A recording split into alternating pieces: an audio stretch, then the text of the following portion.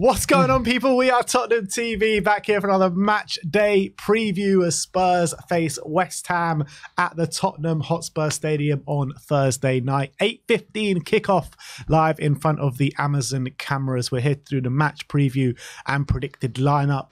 But let's get straight into the match preview, I guess. And Sim, how are you feeling coming into this one?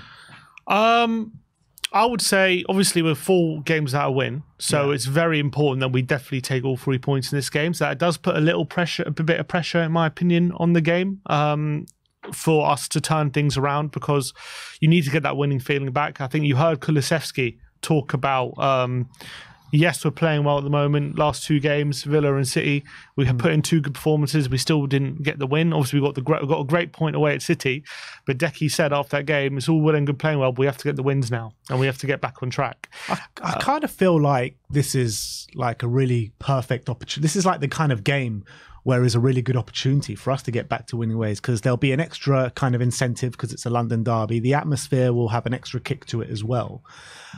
So for me, I feel like it could be the kind of perfect opportunity for us to get back to winning ways, isn't it? I'm not disagreeing. I think West Ham, the way they play, people might argue that, you know, the way they try to set up and frustrate you and going to try and sit in a low block and restrict you, and they got some quick players on the counter, Bowen and Kudus, and you know, good quality players in Paquetá. Obviously, it's not going to be an easy game. They will make things difficult, but I think in a weird way, if they let us play our football a bit like how Villa did, and we create a similar amount of chances as we did in that game, I think there's no reason to believe we can't go and win this game, and we can't put those chances away and believe that we're not going to miss the amount of chances that we did against Aston Villa, and hopefully we'll create more chances than we did against Man City. But we do need to win, so I do think there's a little bit of pressure. Obviously, if we don't win, it's not the end of the world, but I do think there's a little bit of pressure to end that winless run. You don't want to make it 5 wins in a row without a win. I think that would be wouldn't be great. So, but I am confident. Because even though we haven't been winning in the last 4, I'm looking at the way we're playing, and apart from the Wolves game, and obviously a lot of the game against Chelsea will be down to 9 men, I think we have been playing well. I think Ange has found a few solutions to especially a few of the problems we're having on the ball, especially against Wolves. We're definitely looking a lot brighter, a lot sharper, a lot more likely to create chances. Looking a lot more likely to open teams up. And then you add into the fact that we are going to have Romero back for this game, which hopefully should solve some of the defensive problems we've been having over the last few games. Having Everson and Davis, they've done okay, but obviously they've had massive problems, especially communicating, I think, between the two. I don't think there's really been a leader between those two in the back. Yeah. I think they've allowed way too many chances, especially having a few issues playing out from the back, especially on Emerson's side.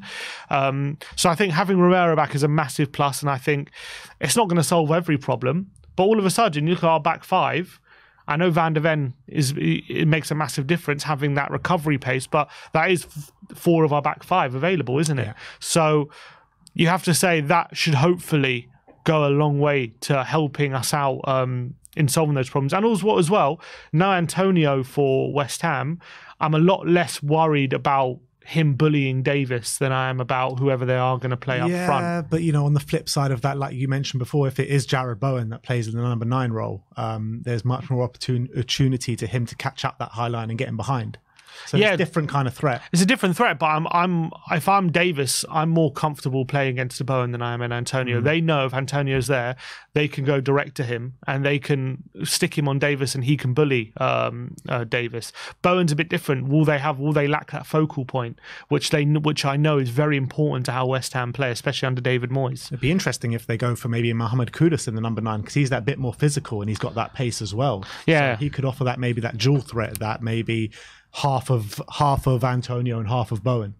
Kind of. What I would say is he hasn't played that role for West Ham yet, so it can go 2 ways. One, you could say, will he be kind of getting used to that role in mid-game kind of thing? But another way you could look at it is it could spring a surprise, because are we planning for Kudus up front? Probably not. We're probably seeing if you're studying how West Ham have played this season, you're not going to be preparing for Kudus up front. You're going to be probably preparing for Bowen or, you know, Danny Ings, who played against Burnley, who obviously hasn't been playing very well at the moment. I'd love Danny Ings to play, not going to lie. Yeah, that would be good. So, but having Romero back as well, him having that front foot defensive ability as well, which we've definitely been missing over the past few weeks. You know, there's been a lack of proactive defending. You saw that goal, the second goal we conceded against Villa.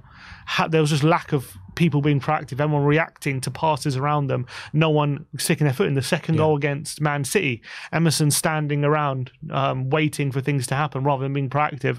And for all Romero's faults, you know that's not what he's going to do. He's going to get involved, he's going to get stuck in, and he's going to try and win the ball and be proactive about his defending. So whatever way you slice it, having him back in is a massive plus. It can't be understated how much of an upgrade this is. Cuti Romero coming in for an out of position Emerson Royale, where you look at, since we've had all these injuries since Chelsea, Emerson, he just hasn't cut it at whether he's been at left back, whether he's been at centre back. I mean, he's done a job in certain moments of the games, but ultimately, when he come in against Wolves at left back, he just wasn't impacting that inverted role and really being good enough on the ball. And when he was at centre back against Manchester City, we were very lucky not to concede more goals than we actually did. The amount of chances he was giving away playing out the back was shocking. So to have Romero back in the side is just night and day, and a massive, massive, massive plus for us. And I'm so happy to have him back. And that, like what you said is absolutely spot on, that proactive defending that we've been missing since he's been out. And he's the epitome of pretty much proactive defending. So I'm so excited to have him back. You're looking at the form coming into it. Obviously, Spurs on. It's strange when you look at Tottenham and West Ham, right? Because West Ham are actually getting some results recently, but not playing too well. Spurs are not getting the results, but I would say that Spurs are playing better than West Ham at the moment. Yeah, it's a weird one. West Ham, I've watched their last few games against Burnley. Extremely lucky to get the result there. Like, you maybe look at that game and think it was fairly similar. If you didn't watch the game, maybe you think it's similar to maybe how Spurs played against Sheffield United, you know, creating loads of chances, but it kind of waited till the end. But it wasn't like that at all. Yeah. West Ham were not in that game. They were so lucky to get even to 1-0 come the 90th minute, and then obviously they came up with 2 moments of quality right at the end, ending up getting the win, a really undeserved win at the end in a performance which was shocking. I thought against Palace, they weren't great. They got the point, but it wasn't a game where they deserved the win. I think a point was probably a fair result, but it wasn't like, you know, at home to Palace, you expect to be at least put in a performance which was worthy of a victory, even if you don't win. So to only, you know, be level pegging with them, especially with the poor form Palace is in, is disappointing. Forest at home, I remember watching that game. We were in the studio watching that game, and again, they scored from a few set pieces, but very lucky to end up with the win in that game. They were very fortunate. I think they scored late on with a set piece. In that game, Forest were more than a match for them. So I do think in their recent form, it's maybe papered over some of the cracks in their performances. But to be fair to Moyes, the way they do play kind of means that even when they're not playing well, there's always a chance they do get results because they're very strong from set pieces, because they can score against run or play with their counter-attacks. In a way, yes, that's a negative because they've got such good players, should they be playing like that. But on the positive side, a bit like even last season, like Spurs under Conte, yes, we're playing rubbish, but because of the way we play, even when we play bad, we can still get results. And so that's always the stuff that you've got to balance West Ham. And look, they're going through a good run at the moment. And on the flip side, you look at the Tottenham form, you know, as you said, no win in 4. But as I said, the Villa game played very well, created loads of chances and just came on the wrong end of it. Man City, obviously, last game, we played really well in that second half, got a really good result.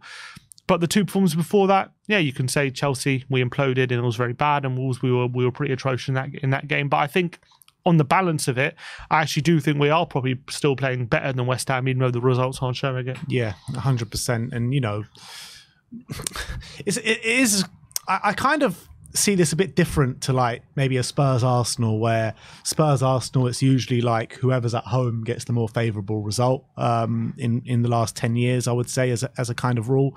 Whereas Spurs West Ham is a bit different. I know we've got the better of them in recent years or in recent times, in like the last 4 games, 3 wins and a draw.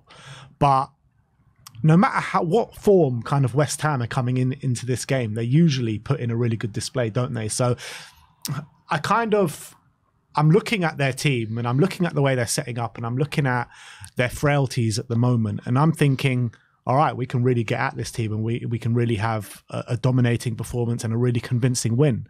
But then you look at the West Ham teams that usually show up in these games and it doesn't correlate to the form they're on. always. Yeah, that's definitely true. Although what I would say is I think past 4 games at home against West Ham, I think we've won 3 and drawn 1. And the only draw was the Lanzini moment. Didn't we lose our first 2 games at the stadium against them? First. Only the first. The second one we won. Oh, we won. We beat them. That was during COVID. So it's always difficult to remember those times. And the Lanzini moment. And then I think we're on a stretch of 2 consecutive wins at home against them. I think Son scoring in both of them as well. So I do think our recent form at home is definitely in our favour against West Ham. Actually, one of them might have been a friendly. 3 wins in a row. Yeah, okay. So I think one of them was the cup. One of them was a cup. Scored. That's right. So I think we're actually on good form at home, even though the narrative is West Ham always step up and have a better performance in this game. Recently at home at the Tottenham Stadium, maybe that hasn't suggested that totally. What history would suggest maybe in the last 10 years or something? 10 years. Maybe over a longer stretch, but definitely recent form is definitely in our favour. You can see it on screen right now. 3 wins in a row at home. And also I just look at how West Ham are set up and how they like to play. And I think, I think most of the time actually this season we've had a lot of trouble is when we play a very good team who like to attack us. I think actually when teams can kind of give as good as they get, that's when we've struggled. When the team just tries to sit back and frustrate us, by and large, we've done okay. We've had struggles, but we've ended up coming away with victories by and large in those games. Maybe not against Wolves, that we didn't do that, but I think a lot of the times this season we have. So the only one that was a real frustration was the Sheffield United game, really, when they just sat back, 11 men behind the ball at all times, and we struggled to break them down, but we finally did it. We found the solutions right at the end of the game. We did, but we also had enough chances before that to score as well, especially in the first half. It should never have been 1-0 Sheffield United. We had more than enough chances to be winning that game. So you just got to... In football, you can never really predict what's going to happen. You can never know. Who knows? Maybe we miss a load of chances and maybe West Ham go up the other end, score a deflection, we lose 1-0. That can happen in football and you can't legislate for everything. But I'm going to bank on the fact that if we can create as many chances as we did against a team like Villa and we can look as creative as we did in that game, plus you add in Romero and hopefully we're going to hopefully have less defensive problems than we have been having recently. Not to say all of them are going to be disappeared, but if we can just have less and concede less chances as we did, I've got no reason why not to be confident going into this game that we can really beat them and end our winless run. My biggest worry coming into this game is set pieces, and also not just set pieces, but the quality on the ball that James Ward-Prowse has to maybe find a Bowen or a Mohamed Kudus in behind. I think those 2 threats are probably my biggest worries coming into this game. I think we have seen in recent weeks that potentially we have been a bit poor defending corners, defending defensive free kicks and stuff like that. And with the quality that West Ham have, with James Ward-Prowse, with that delivery, with kind of the aerial threats that they do have, Thomas Souček and the rest of them, how much of a worry is that for you? Yeah, it's definitely a worry, considering against Villa we conceded from a free kick, against Man City we conceded from a free kick, albeit it was an own goal, but they still gave us a lot of trouble from those situations. So West Ham give any team trouble from set pieces, not just us. They're that good. They're one of the better set piece teams in the league. So that's always going to be a concern. That's always going to be something we're going to have to make sure we're not giving away any stupid free kicks. In fact, if memory serves me right, Lo Celso has actually given away both those free kicks that led to goals against us, and actually they were pretty needless as well. So we just got to make sure we're not conceding too many free kicks, and then I think we just got to make sure we're dominating the ball as much, just so we're keeping West Ham away from possibility of getting too many corners as well.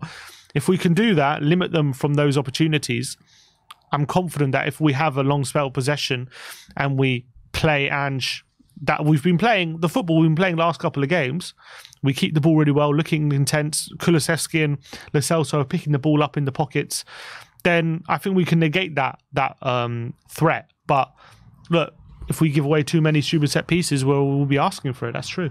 What I really want to see is, on the back of that second half performance against Manchester City, it's just to come out the blocks firing and really fast and show that confidence that we did show in the second half against Man City. Take no prisoners. Just go absolutely gung-ho and go for their throats from the first minute. And I'm not sure they're going to be able to handle that if we do that. And We were speaking to Nicky from West Ham Fan TV yesterday, and he was saying, you know, there are cracks at the back for West Ham. The defensive frailties are there for all to see, and that's pretty strange when I'm thinking about it, because that's what I kind of associate West Ham and David Moyes for, having a really solid defensive setup and being able to hurt you on the counter attack. And if those defensive frailties are there on Thursday night, tomorrow night at the Tottenham Hotspur Stadium, and we do go for their throats in the first few minutes and hopefully get a few goals in the opening 20-25 minutes, I mean, it could turn into a bit of a party atmosphere, couldn't it? Yeah, I hope so. If we can get an early goal, I mean, although to be fair, I think it's been 4 games in a row we've scored the opening goal, and we haven't been able to hang on to it. So you can't speak too soon. But I really believe in this kind of game, if we can open them up early, which we have been doing recently, and we can get early opportunities, score a goal in the opening exchanges, that would really allow us to settle down. And when the home crowd starts, you know, getting loud, and 100% agree. I think we can really take the game to them, and I think it can be a really should be, you know what Andrew's going to bring, entertaining football. We're always going to go for it. We're always going to go for the throat and attack. So that's the thing. That's one thing you can count on. And if West Ham aren't perfect defensively, 100%, there's a possibility of a few goals for us there. Do you think that it's like kind of the excuses are over now if we do lose this game from certain fans? Because Romero is back in the side. Davis has been performing really well. We've got a midfield trio now that has played the last couple of games that we're all happy with, that we're all performing well. No excuses to lose this game, really. Look, it depends how the game goes. As I say, there's no excuses. Look, there's no excuses to have a performance like the Wolves game. I completely agree with that. If we come out and we're not creating any chances, or we're struggling to create, then there's a tactical problem. But if we have a game like against Villa and we're creating loads of chances and we somehow end up losing, that's just one you got to take it on the chin. That's just how it goes sometimes in football. You know what I mean? We can't go 5 games without win. 100%. You can never predict what's going to happen in football. You can get really unlucky. Who knows what's going to happen? Maybe they get a penalty, which is never a penalty, and they just end up winning. Who knows what's going to happen in football? So you have to always take the context of the game into account. But in terms of there's no excuse to have a poor performance, and I completely agree with that, and that's what I'm looking at.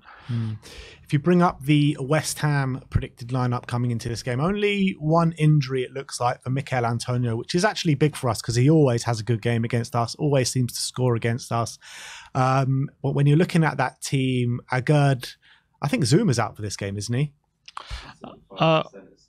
So if Zuma does play, that's a massive plus for them, to be honest, for Agard and Zuma, who are a really good defensive partnership, to be fair. Soufal, who I think after maybe a poor season last year has stepped it up again this year. He seems to be doing a lot better. Emerson Palmieri at left back. Ward-Prowse and Alvarez have done really well this season, in my opinion, especially Ward-Prowse. He come in and just goal contribution after goal contribution after goal contribution. And, you know, I said it before about the quality that he has in his delivery. Alvarez as well has stepped in to the Premier League really well, really top defensive midfielder. And then this is where we're going to come under problems. This is their front line, you know, Mohamed Kudus, Lucas Paquetá, Jared Bowen, and Thomas Souček as well on the receiving end of those deliveries from Ward-Prowse is the danger. So if we could kind of keep those 4 quiet, then I think we should be all right. Yeah, watching West Ham, and I've been looking into their kind of like the average positions they have, and obviously when they have Antonio fit, how their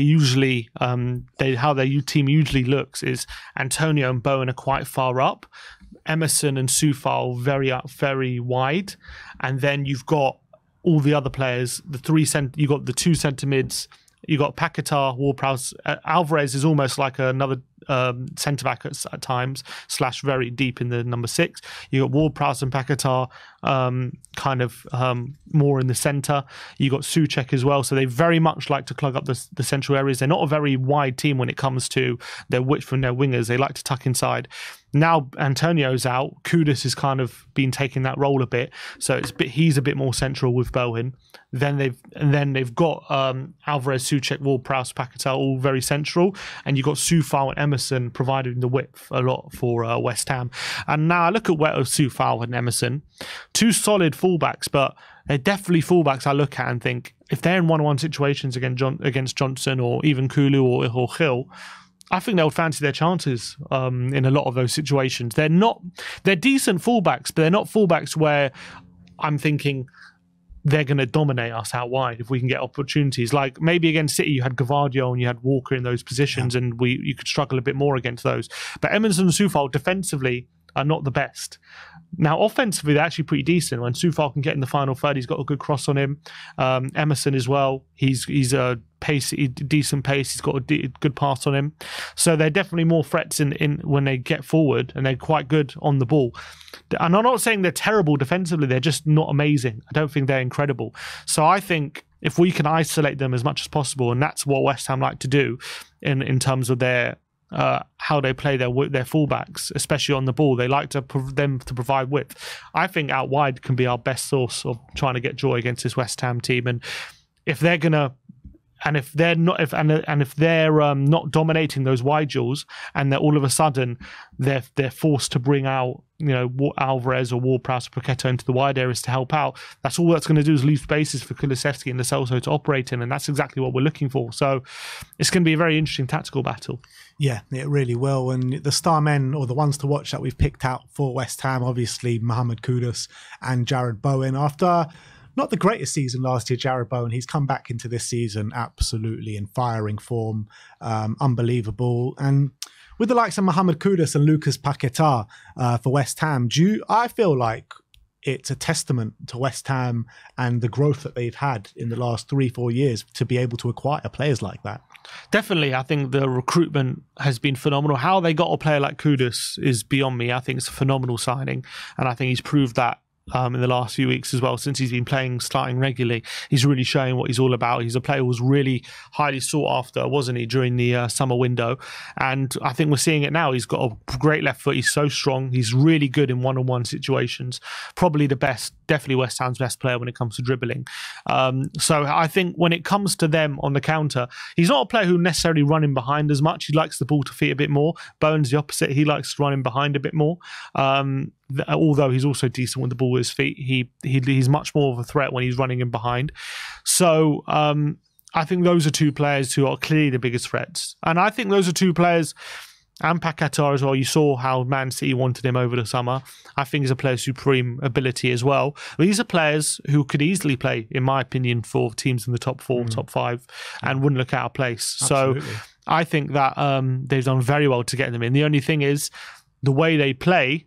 If you're a West Ham fan, you just got to be frustrated with the fact that you've got these great players and you just don't play in a way that probably gets the best out of them. Not to say that the way they play stifles them completely, because they're still doing well.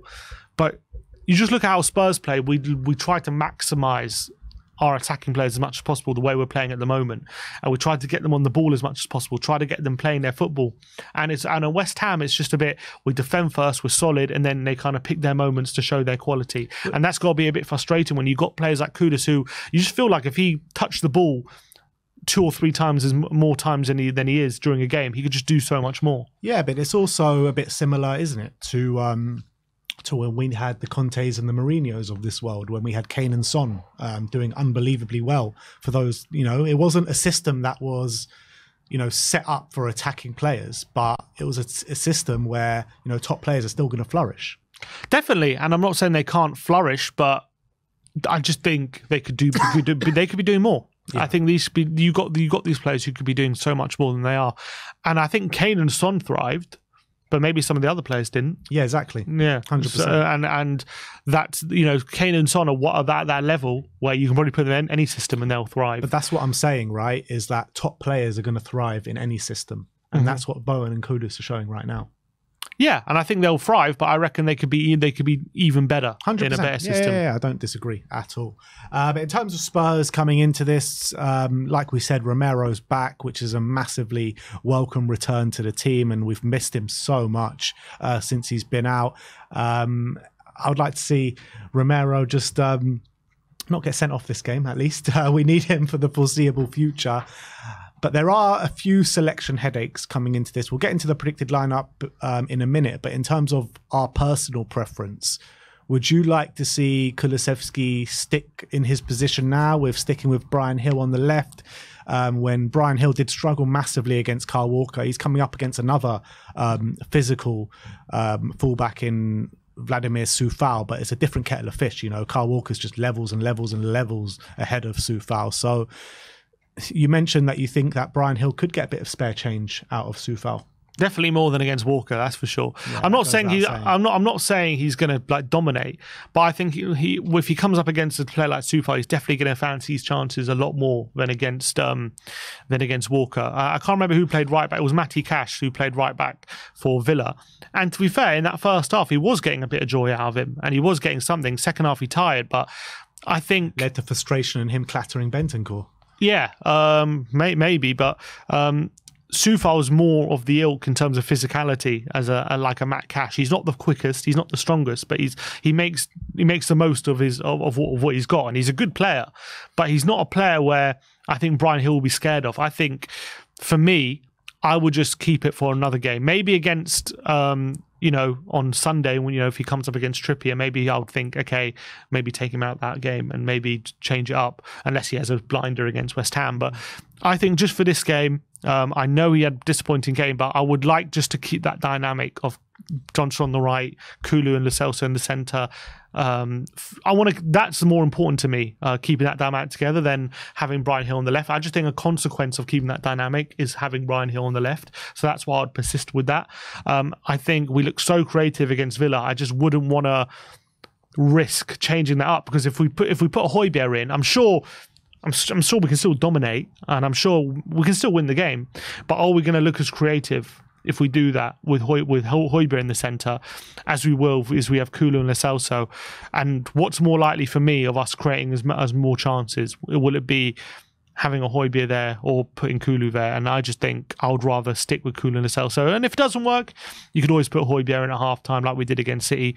But I would just like to just give it another go, just give it another opportunity, because I think with West Ham playing a low block, we're going to have to be as creative as possible. And I think that's our best chance of being creative. I don't feel that there's a need in this game to play Højbjerg and Bissouma together in the same midfield. Against Newcastle, there could be, more of an argument for it. But in this game, where we should have the majority of the ball, we should be in the ascendancy for the majority of the game, I just want to get our best ball-playing players in the midfield, so we can keep the ball and use it in a really good way. But having said that, if Højbjerg is to come in for this game, I would like to see him come in for Bissouma and not Brian Hill, in my opinion. I don't think Bissouma has cut it at all since that Liverpool game. Got sent off against Luton. Hasn't really had a good performance since then. But what a better opportunity to get back to form, and at home to West Ham in an atmosphere like that. He's going to have something to prove now, Bissouma. So maybe, Ange will be thinking, we should be sticking with Bissouma because we know what quality he has. We know he's beating himself up with the poor performance that he had at the Etihad and that bad mistake that he did do. But for me, the mistake wasn't the issue with Bissouma, and everyone's going on at me about in the panel show yesterday about Bissouma, you can't just take him out after one mistake. But it's not just one mistake. This is not the reason I would potentially drop him. The reason is because of the string of poor performances. And when we've got a player like Højbjerg, who, whenever he has stepped in, he's done really well for us, and he's performing at a really good level, waiting in the wings. I just think it doesn't send out a great message when a player is performing poorly and doesn't get dropped, really. That's why you have competition for places, really. So I wouldn't mind seeing Højbjerg come in for Bissouma, but if Bissouma does start, I can see why, because of his technical ability and how good he is on the ball, and we need to get him back to full form. Yeah, I just think if we're going to win the game, I think it's more likely having Bissouma in the team, and we know what he can do, and I think his qualities are much more suited to this kind of game and breaking up that West Ham midfield in the centre than it is Højbjerg. I think you could make a good point. I don't think anyone can argue that Højbjerg is probably in better form than Bissouma right now. So based on that, if it really is a meritocracy and it really is Ange saying whoever's in better form plays, there's definitely a good argument to say Højbjerg should be playing over Bissouma right now. I just think I'm willing to give it one more go in this game for Bissouma to get his form back and try and overcome what has been a poor period for him ever since that red card against Luton. I did think against City he had a very poor first half, but then he did improve in the second half, and he was actually playing pretty well, and then he makes that mistake, and obviously that cost us a goal, and that's what people remember. But I just think, for me, just based on his second half against City, I think he's probably done just enough for Ange to justify just keeping him in. And I also think that Ange isn't going to want to take him out after that mistake in a weird way. If he just had a poor game without that mistake, I think he might be thinking more about taking him out. But because he improved in the second half, and then he made a mistake doing what Ange probably wants him to do, which is be confident on the ball and be confident to try something, even if it's in a dangerous position, have the confidence that you can pull it off. I think he's going to want to not send out a message to say that you're playing, even though you're playing poor, but to say, like, I'm not going to take you out just for trying something, if you know what I mean. So I think based on that, I'm going to keep Basuma in. But that's what I'm saying. There's a lot more going on than just that mistake with Basuma at the moment. But I think he had a bit. I thought he had a pretty good second half, apart from that mistake against City, in my opinion. It was better, but I don't think it was good, in my opinion. I think it was better, and better from terrible is just about okay. But I'm looking at the string of performances. I'm not just looking at that Man City game. And you got to say, he's not performing well at the moment for the last 5 games or whatever it's been, 4 games. Yeah, he's not been great. I think he was not. I don't think he was okay against. I think it was good in that second half against City. I did. I thought he not. It wasn't at his best, but he definitely. I think he was playing pretty well. But he did have that mistake, so that obviously comes into it. I just think I want to continue it for this game. I do. I think we're better off having Basuma in the team and pursuing with him rather than putting Højbjerg in. But I agree with you. There's definitely a good case to put Højbjerg in because he's been in better form. But also, I don't think Højbjerg's been amazing. I think he's been good. But even Højbjerg playing well versus Basuma not as well, it's still those are fairly similar levels in my opinion. If Basuma was playing how Højbjerg was playing, people would probably be saying he's playing poor because of what we know Basuma can do. So based on that, I'm still going to stick with Basuma. But we just, regardless of this whole conversation, we just need Basuma to get back to those levels that he was at the first 10 games of the season, because he was unplayable. When he's in that mood, when he's in that form, there's not many midfielders in the Premier League that can match up to him, right? At the beginning of the season, we were going on about Basuma, Declan Rice and all that. Declan Rice has kicked on from there, and he's probably been the best performer in the Premier League this season, in my opinion. Basuma has regressed, and we need to get him back to those levels. 100%. That's just what it comes down to. That's right. I'm going to go 3-1 Spurs. I think we're going to dominate. I think hopefully if we have an unchanged lineup, I do see us creating chances. I do see us opening up West Ham, and I think it's going to be very difficult for them to live with us. I think they're going to let us play our football in a way, like let us dominate the ball, I should say. They're not going to press too high, I don't think, and that's going to allow us to progress the ball up the pitch. And it might not be very easy to create chances, but I think if we play like we did against Villa, I think we can create enough chances to open them up and take a lead.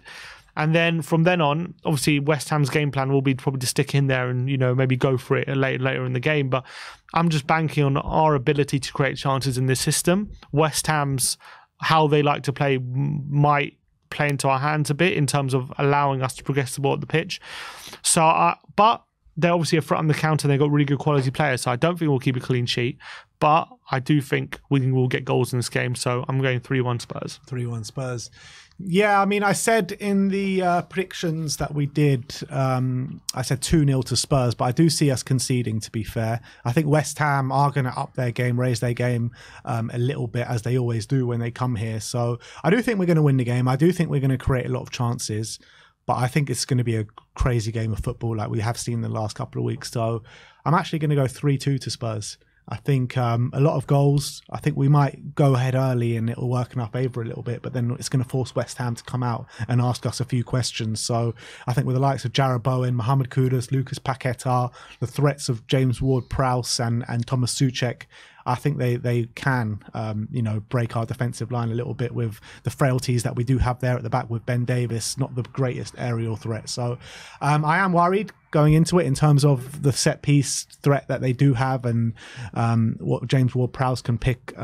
He can pick a lock just like that with a wonder of a foot he does have. So I do think we win this game. I think it's going to be a crazy atmosphere, but I think it's time to get back to winning ways, and it's time to hammer those hammers on Thursday night. So that is our prediction. That is our match